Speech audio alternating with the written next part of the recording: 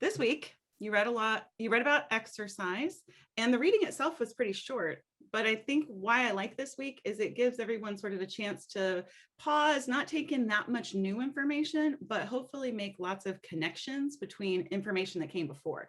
So that's what I want to help you do today, is see the different connections that were made. Okay, so first, remember that what we're talking about, that's what's underlying all of this, is respiration. So last week we focused in our live discussion on aerobic respiration, and you read about anaerobic last week, but this week the reading was more about anaerobic. So just, you saw this image before, and I just wanted to remind you what these stages are and which ones are occurring where, and which ones require oxygen.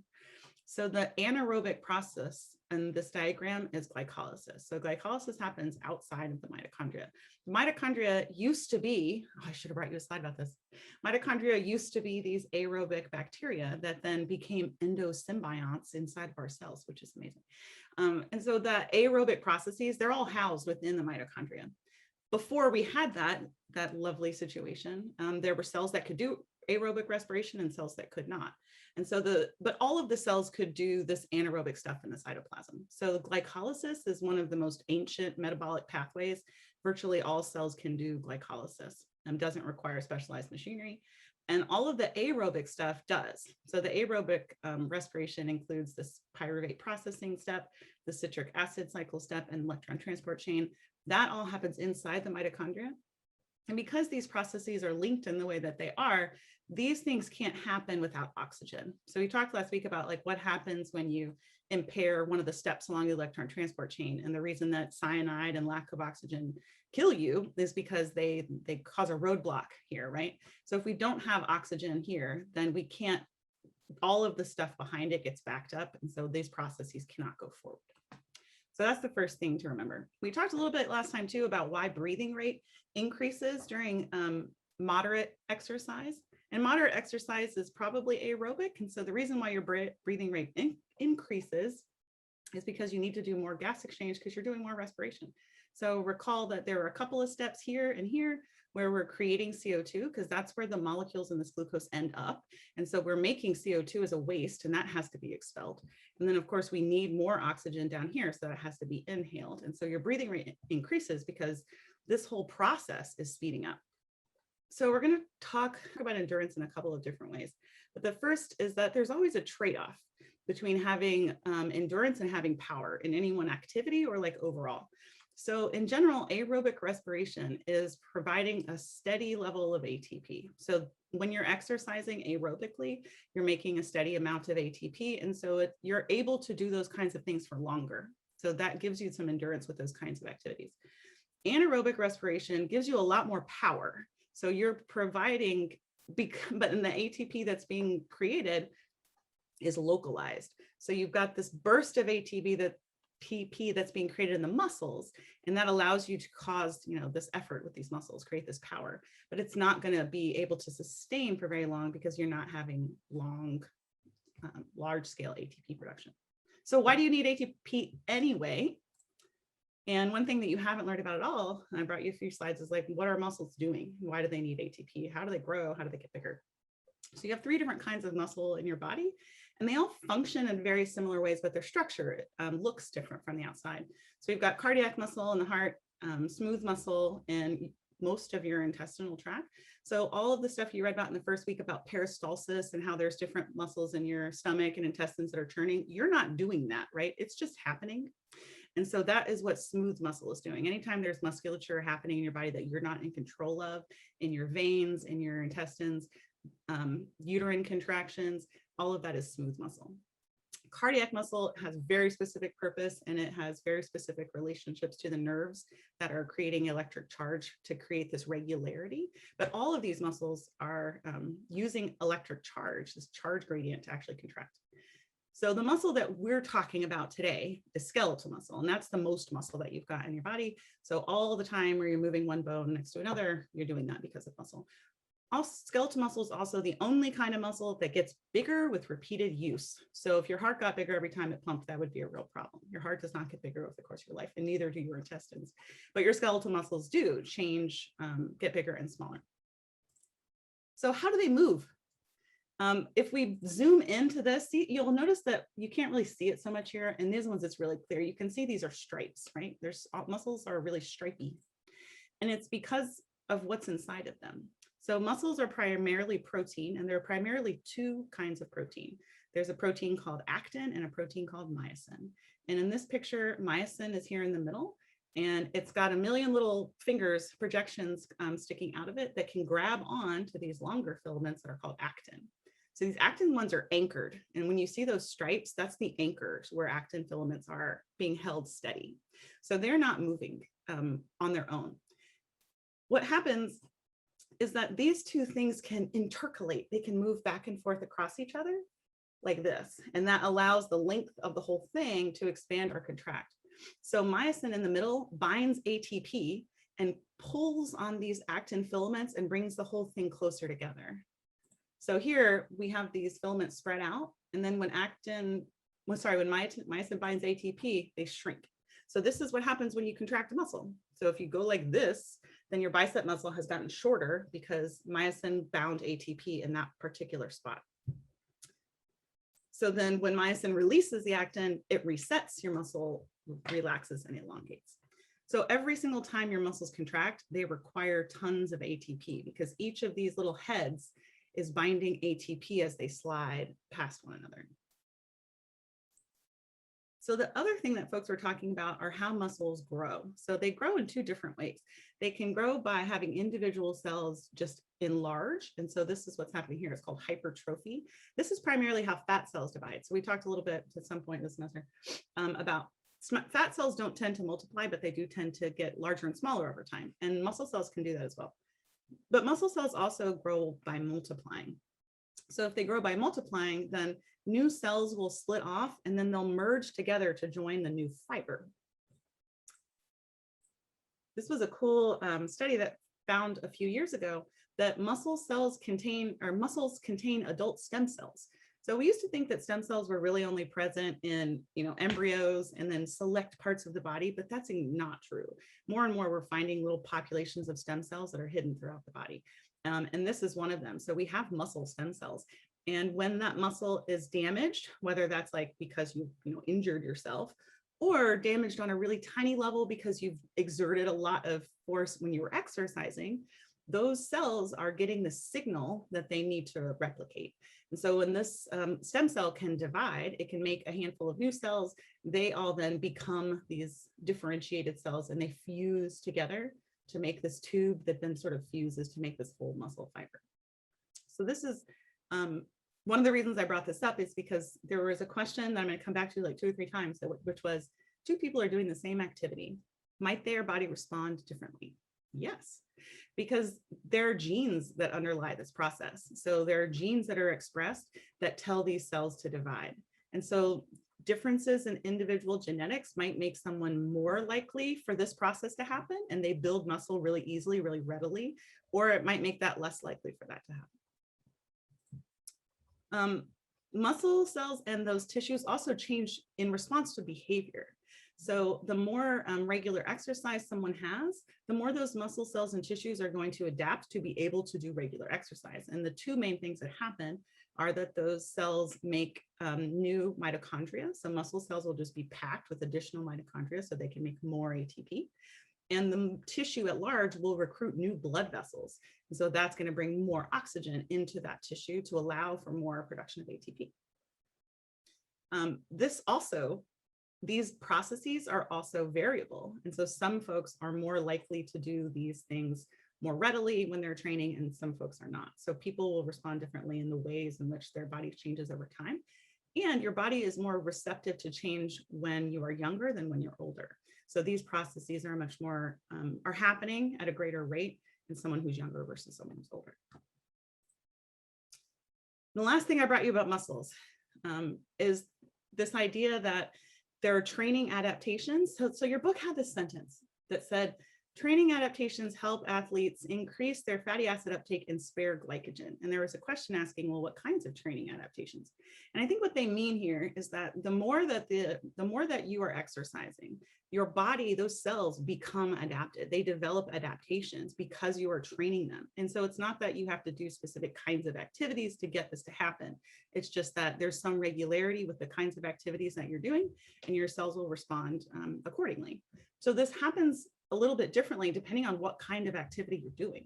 So resistance exercise, which is anaerobic, tends to cause this expansion of cells. And so you get that fusion of this muscle fiber. And so the muscles tend to be bigger. So this kind of exercise, resistance exercise, is putting stress on the cells in a certain way and is using fuels in a certain way that lead to this increase in muscle mass. On the other hand, someone who's doing aerobic exercise, doing endurance training, a long distance runner, they are not going to have the same kind of responses. So some of these things might be the same, but what they tend to do is make a bunch more mitochondria, but not so much make a bunch more cells. And so their muscles don't tend to get a lot bigger, but they tend to be very effective. The other part of this is that statement in the book said, this training helps athletes increase their fatty acid uptake. So that's primarily here. So you can see this little part of the diagram showing that fatty acids are going to be flowing into this mitochondria. So someone who's really well trained in endurance training, their cells are better able to take fatty acids up as part of that exercise. And it's part of the reason why folks tend to be really lean. Endurance runners tend to be really lean. So why do you need to eat protein? We talked about this a couple of weeks ago, but this just re-emphasizes it, especially if you're trying to gain muscle. So we said that you have to eat protein because it prevents your body from harvesting your muscle protein, because we don't store protein anywhere else in the body. Your muscles are just protein. And so if you don't have enough protein in the body to deal with this constant recycling that's happening in your cells, where proteins and amino acids are constantly being broken down and reformed, you're not taking in enough protein from the outside, then your body's going to start harvesting it from muscles.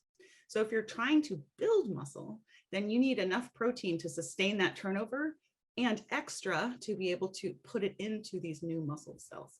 So this is the reason why, if you're trying to gain muscle mass, you'll often be advised to increase your protein intake if it wasn't already high enough. All right, so you read about how protein is mostly not used for energy. So we looked at the diagram a couple weeks ago, we'll come up to it again, that shows that all of the different foods that you eat, proteins, carbs, and lipids, can all feed into respiration, but that carbs and fats are primarily what's driving that, and that amino acids sort of come in at different places, but they're not really contributing to that ATP production. So protein is mostly used for cell repair and building new cells. So because you're not using a lot of that protein during exercise for energy, but you are stimulating that protein turnover. And so that's why you need to have protein intake. Okay, if we need protein to build muscle, then it doesn't matter when you eat the protein. And there is this 1 hour rule, like that after exercise, you have to consume protein in 1 hour in order to be able to use it to build your muscles. So there was a study, and this is another one of the studies that I like, which I've told you about before, this idea of a meta-analysis, where they take 20 different studies that have happened, and here are the 20 different studies. They harvest all of that individual data and they analyze it collectively to say, what does this show? So this graph, I'm going to break down for you a bit, is trying to show you the effect of protein timing on muscle growth. So the dots in the middle here, this is saying for this paper, this was the average effect size. And this is all statistics, right? So the effect size is shown down here. So at a 0 effect means it did not matter when you ate protein, there was no effect of timing.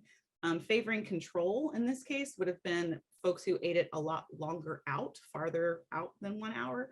And favoring treatment means like the folks who ate it within that 1 hour had an effect. So this dot in the middle is the average, and then this is the range. So this was the average, but some folks had this and some folks had this. So looking at this data, where we're looking at the effect of protein timing, you can see that most of these studies are crossing this midline, which means that there are folks who benefited and so folks that did not, and that overall there was very little total effect. There was this study and a couple others that are definitely shifted a little bit more towards favoring treatment, but the authors did a follow-up analysis to this. So this was looking at the data raw, where they were just looking at timing alone and measuring muscle growth. But then they also looked at the data and adjusted it for protein intake. So these studies were all looking at protein timing, but the ways in which they designed their experiments may have been different. And so maybe this person was consuming 50 grams of protein and this person was consuming 70, right? So that matters. So when they went back and recalculated controlling for protein intake, all of the effects disappeared. Every single one of these studies has now had a null effect. So what this showed is that there's some variability, but overall there is not, it doesn't matter when you consume your protein. So the take home message is the amount of protein that you consume is very important. You have to consume enough protein, and if you're trying to build muscle, you need to consume more. But when you consume it doesn't really matter. Is it really okay to just eat plant-based foods? It's totally fine to have a plant-based diet. The foods that are higher in protein tend to be legumes and beans. So they have a really high protein intake. And then there are some grains. So we forget that grains are also, just because they're not veggies, they're also plants. So there are some grains that have lots and lots of protein. So it's, and also all cells contain protein. So pretty much all food contains some amount of protein. The thing that is more difficult for folks that are eating only plant-based foods is getting all of the essential amino acids in a meal. So the essential amino acids are the amino acids that we cannot make. So most of the amino acids, the 20 that exist, we can make in our body, but some of them we can't. The same is true for most animals. So if you are eating animals, they've made those amino acids or they've consumed them on their own, they're in the meat. So if you're eating animal products, you're getting a complete set of amino acids. If you're eating plant products, you're not. And so the important thing for a plant-based diet is eating a variety of different plants that contain protein, so that if one contains a whole bunch of this protein, another contains a whole bunch of this protein, you're going to get a balance of them over time. Quinoa is one of the few proteins, or one of the few sources that contains a really balanced and very full set of amino acids. So it's always heralded as a good source. Does it matter where those amino acids come from, like what source they're in? So the reason I have this slide is because somebody asked me once, does it matter if I drink a protein shake or eat a steak? Does it matter where the amino acids themselves come from? And the answer is no. It doesn't matter where you get your serine from. Serine is serine, and they always look the same, right? So molecularly, this is the same, no matter where you got it. But the ratio that consumed does matter. And so to like, what kinds of food should I eat? If you have too much of a few types of amino acids, that can be bad. So what tends to be presented in like protein supplements, if you're going to go to GNC, is these BCAAs. So BCAA are branched chain amino acids, and they're shown here. The reason that they're called that is because the little R group that sticks off has a branch. So those are often combined in the protein supplements, and people are encouraged to consume extra BCAAs because they're supposed to be more digestible. Unfortunately, this can be a bad thing. So there was a study that came out a couple of years ago where they were looking at mice. Like, what happens if we give mice just a bunch of branched chain amino acids instead of a more balanced combination of proteins? And what they found is that it wasn't that like having these was bad or having a high amount of BCAAs was bad. It was that the imbalance of the ratios led to negative effects, particularly with regard to mental health and obesity. So serotonin is directly linked to tryptophan, and tryptophan is one of the amino acids. Tryptophan is the precursor for making serotonin. So you have to have tryptophan in your body in order to make serotonin, which is the molecule that makes you feel happy. Your serotonin levels were declining in these mice because they had a lower ratio of tryptophan. So even though there was plenty of tryptophan there, because they had consumed so much of this, if you're thinking about molecules bouncing around, what's more likely to hit this tryptophan receptor? It's not a tryptophan, because you put a whole bunch of other stuff in the system now. So that serotonin level decline in mice, we're not measuring their depression, but what they did measure was increased overeating, increased obesity, and decreased lifespan. And it's probably connected to this original factor. All right. The next thing I wanted to talk to you about, other than protein, are the ways that the major like nutrients that are used for energy are used during exercise, because people were shocked, very surprised about the way that the body uses exercise or uses fuels during different situations. So we're going to look at how nutrients are used during aerobic exercise and how they're used during anaerobic exercise. So during aerobic exercise, the body is using all different kinds of nutrients for energy. So we said protein is a very small portion of that. but it's in there, but mostly it's carbohydrates and fat. So the ATP is made by all of the cycles, right? All of the parts of the cell respiration cycle, glycolysis, citric acid cycle, and electron transport chain, they can all function because oxygen is present and they make a ton of ATP. So your exercise will slow down when your ATP stores are depleted. But with aerobic exercise, you can sustain this a lot longer because you can continue to make ATP. So just reminding us, this was the diagram we saw before, that proteins, carbohydrates, and fats, they can enter in all of these different stages. So there were these two figures in the reading that people had questions about. So this figure is demonstrating that carbohydrate is really the primary energy source during high intensity exercise. So if we look at this graph on the x-axis here, we've got intensity. This graph is complicated. They're showing you 4 different axes. But we could just think of this as from left to right, low intensity to high intensity. So you can, they're running faster as you move to the right. So in a low energy exercise, you can see that the proportion of molecules that your body is using is mostly fat, and less of it is glycogen and glucose. When you're exercising at a really high level, most of what you're getting is muscle glycogen and then blood glucose as well, and not fat at all. So the reason for this is that fat takes longer to break down in terms of like being able to be immediately accessible for a muscle. Muscle glycogen is in the muscle. It is carbohydrate that it can be easily just split apart and directly entered into glycolysis and feed the whole cycle. And then blood glucose is glucose, doesn't even have to be broken down, and it's constantly circulating. So when high intensity activity is happening, that's what's being used. So blood glucose and glycogen. Protein isn't even shown on this graph because the contribution is so tiny. So on the other hand, fat is the primary energy source during that lower to moderate intensity exercise. So we could see that here in the lower end, fat is taking up most of it. And it is affected by lots of different things. So I have 3 different things that affect how fat is used during exercise. And this is what everybody wants to know, right? If they're exercising to lose fat, I just realized I'm shifted, then what are the considerations? So intensity is the primary consideration because, again, low intensity exercise uses fatty acids much more than high intensity exercise. But in addition to that, the low intensity exercise tends to use stored fat, so the fat that people are usually trying to remove, versus that moderate intensity exercise that tends to use fat that's stored in the muscle. So this might actually make your muscle mass look smaller from the outside. And it's not so much breaking down fat that's stored on the hips. So the other factor, the next factor is duration. The first part of exercise at all different kinds of intensities, but aerobic exercise,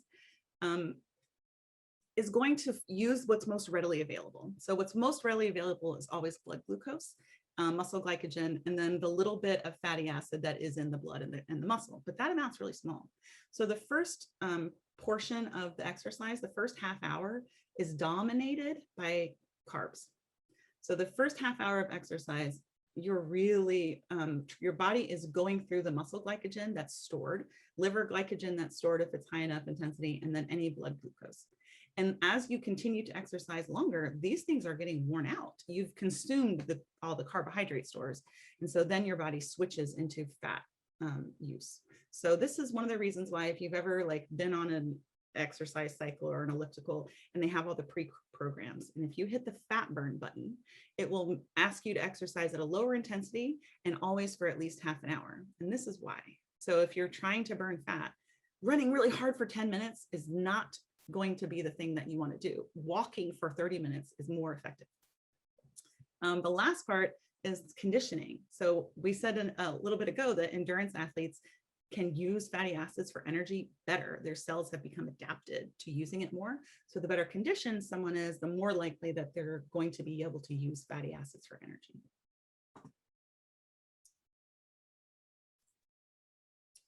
So how is this different when you're doing anaerobic exercise? So in anaerobic exercise, you don't have oxygen present. We can only do glycolysis. We can't get energy from those other steps, which means that you can only use carbohydrates. So if we go back to this image once more, The only thing that's feeding into glycolysis is glucose and a tiny bit of glycerol. So that's why I have this asterisk here. They're the only energy source used because there is a tiny amount of fat when the fat gets broken down that the fatty acid can't enter into glycolysis, but this little bit of glycerol can. But recall that a triglyceride is one tiny little glycerol and 3 giant fatty acids. So like when we talk about breaking down fat for energy, the amount of it that's going into anaerobic is minuscule. So the primary thing that is being used during anaerobic exercise is carbohydrates, almost the only thing. So this is happening for quick and intense activities because you don't store ATP, right? In your muscle cells, you've got less than 10 seconds worth of activity. So if you can't make more ATP, you cannot exercise more than a few seconds. So what are the different processes that can happen? Because we said in aerobic, all of the processes were possible: glycolysis, Krebs, electron transport chain. In anaerobic, glycolysis is the only piece of that that's possible, but we have these 2 other processes that allow this process to continue. So glycolysis makes a tiny bit of ATP, and for every glucose, you make 2 ATPs. So in contrast to aerobic respiration, where every glucose you end up making 36 ATPs, in anaerobic respiration, you've got 2. So it's a tiny, tiny amount of energy, and it's just enough to do a little bit of short-term activity. But if you can't regenerate the ability to let glycolysis continue, then you can make this little bit of ATP and then you can't keep going. So glycolysis requires NAD+. Remember, NAD+ are these electron carriers, and when we break glucose down, the electrons that are taken off of it are put on these carriers that bring it forward, right? So if you run out of all those carriers because you did glycolysis as much as you can, the carriers aren't getting recycled because they get recycled in the electron transport chain, then this whole process would stop. So the purpose of fermentation is to regenerate this electron carrier so that glycolysis can continue, because glycolysis is the only thing actually making ATP for the muscle cells during anaerobic exercise. We'll look at that in a minute, and you're going to do a lab next week about fermentation as well. And then this third part that contributes to nutrient use is the Cori cycle. So the Cori cycle actually requires ATP, but it makes glucose. And so this fermentation and the Cori cycle, they consume energy, but they're making something, NAD+ or glucose, that allows this process to continue. So this is the only part that's actually contributing ATP to the exercise, to the cells. And these 2 things are just allowing this to continue. So what does this look like?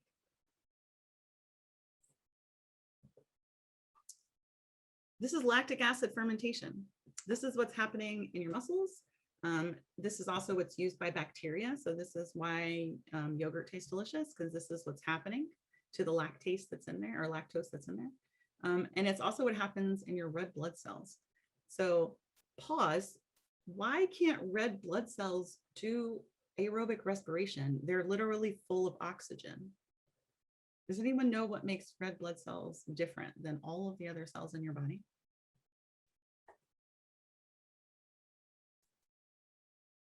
Red blood cells are not really cells. Red blood cells are packets of hemoglobin. They have a cell membrane, and inside they just have hemoglobin. So it's entirely protein and oxygen that's bound to it, and a couple of enzymes that are helping oxygen bind and unbind. There is no nucleus, there is no DNA, there are no mitochondria. So red blood cells can't do anything but fermentation.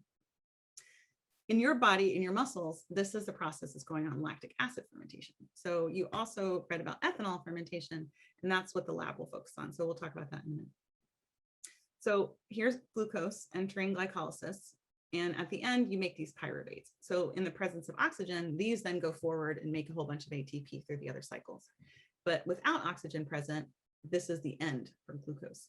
So what fermentation does is it takes this molecule and it recycles this NADH to recreate this, and then lactate is created as a byproduct. So lactic acid or lactate is the product of this kind of fermentation. So this kind of fermentation is what's happening in your muscles.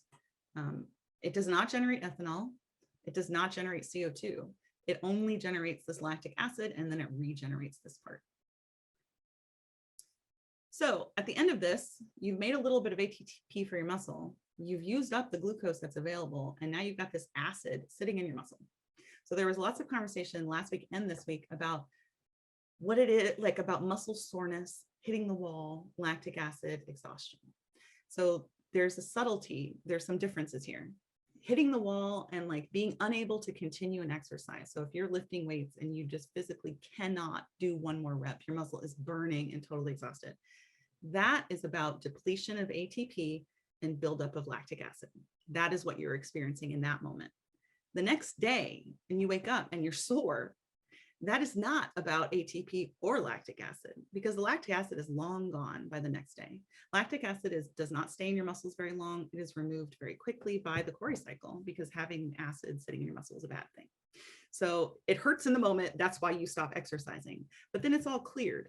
And the things that are happening when you're sore the next day are about muscle recovery and those cells being exhausted or damaged or being regenerated. That's what makes your muscles tired the next day. So the Cori cycle, after fermentation, you've got all this lactic acid. We have to get rid of it. So here's what we just talked about that happened. Here's glycolysis. We made pyruvate, and then fermentation happened. Now we have lactate. So the muscle has used up all the sugar and has acid. So this lactate gets picked up through the blood and travels to the liver. And the liver does this whole process in reverse. So this going from lactate to pyruvate to glucose is the opposite of glycolysis and pyruvate, and it's called gluconeogenesis because it means making new glucose. The other thing that happens here is, remember we said most of your glycogen is stored in your liver. So all of that stored glycogen, and this is the reason why people carbo load, so that they've got tons of stored glycogen to be able to use in these moments. That glycogen is released into glucose. And so that glucose goes back into the bloodstream and travels back to this muscle and allows it to keep going so it can continue to do this hard work. If you weren't able to do this, you wouldn't be able to do anaerobic exercise for more than a few seconds, because you would run out of ATP, your lactate would build up, you would run out of glucose, you'd be done. So this cycle is constantly happening with every pulse of your blood, and that's why you're able to do this kind of work. But it's also very expensive. So this actually consumes ATP. For every glucose that you put in that has to go through this whole cycle, it costs 4 ATP. The muscle is getting 2, but the liver is costing 6. So this is a net negative, which means you can't do this for very long, which is why, regardless of how fit you are, you cannot just lift weights for an hour, like without physically stopping. And the energy, that main source of energy, is coming from glycogen in the liver. It's not coming from other sources.